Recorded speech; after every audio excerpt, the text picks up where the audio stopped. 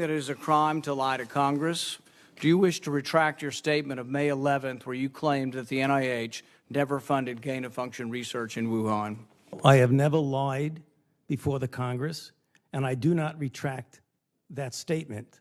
Let me finish. You take an animal virus and you increase its transmissibility to humans. Right. You're saying that's not gain-of-function? Yeah, that is correct. And Senator Paul, you do not know what you are talking about, quite frankly. Oh, boy. Well, joining me now is former U.S. Army interrogator and behavior and body language expert, Greg Hartley. Greg, good to have you back on the program. What do you make of that interaction? Yeah, I love this one. Rand Paul comes right out of the gate. He's there to frame the issue. He's there to make this a matter of record. Very little eye contact, if you notice. This is all facts for him. He's telling, his body language is telling, and we'll see his blink rate increase as he gets a little more irritated. Fauci, on the other hand, as he responds, does something we call conditioning the question. The most famous is, I did not have sexual relations with that woman. Instead of saying, I did not lie, he goes, I did not lie before Congress. So he pauses a little bit. That's telling. It makes you immediately jump to, yeah, but I might want to check on that. His cadence shifts. His head bobbles. It doesn't say yes or no. And then he does a little asymmetric brow rise with contempt for Paul. And then there's one last thing here, is he looks around the room a little, whether he's looking for an escape or looking for coalition, he's looking for something. You know, he does this little, I did not, and it's like a bobblehead going. That tell you anything? Yeah, it's not committal.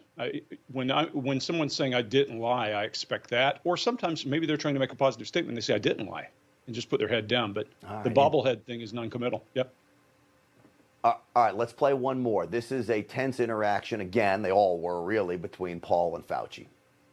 Point that you are making is that the grant that was funded as a sub-award from EcoHealth to Wuhan created SARS-CoV-2.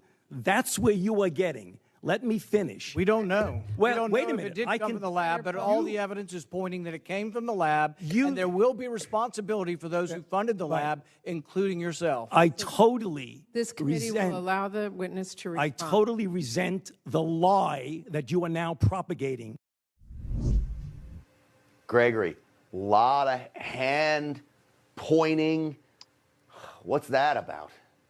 So what Fauci's trying to do is to redirect the question. He's trying to reframe the question in the way he wants to, and he's using his body language to do it. You see him framing the question. He's controlling. This is regulating. I'm going to talk, you don't talk, controlling the conversation. And then the attack, the direct. Notice when he calls him a lie that you're propagating, his lower lip draws in. We usually associated with that retracted lips with a request for approval. You need some kind of approval, or you wanting some acceptance. Interesting. Can you use this in everyday life? You know, we're talking about it here. Do you use it when you're at a business meeting? Yeah, so I make my living in the business world, and I use it for that. I'm part of a group called the Behavior Panel, and we cover every week real daily interaction between people that you guys put on the news or just average people we see that are on film. You can use this any part of your life. We're designed to use it. All right. It's fascinating because when we talk about it, I'm constantly now, when I go out to dinner with people, I'm looking at their body language. Let me play another clip. This is Senator Tina Smith, a Democrat of Minnesota, basically coming to the rescue of Dr. Fauci. I just want to say, Dr. Fauci, is there anything more that you would like to say to counteract these attacks on your integrity that we've all just witnessed? Well, Senator, thank you. I don't think I have anything further to say. This is a pattern that Senator Paul has been doing now at multiple hearings. Boy, you know, I have such a hard time holding back what I want to say because we're here to talk about body language, but boy, I want to blast Dr. Fauci. But tell me what you just saw there. Well, I saw someone saying, hey, go after him. Not, hey, say something good about yourself. She says to him, you know, make it up for this attack on you. And she points back to Rand Paul. That's pretty clear. Hey, here's your chance to go after him. And he doesn't miss a beat. He goes right at him. Instead of protecting himself, he attacks Rand Paul.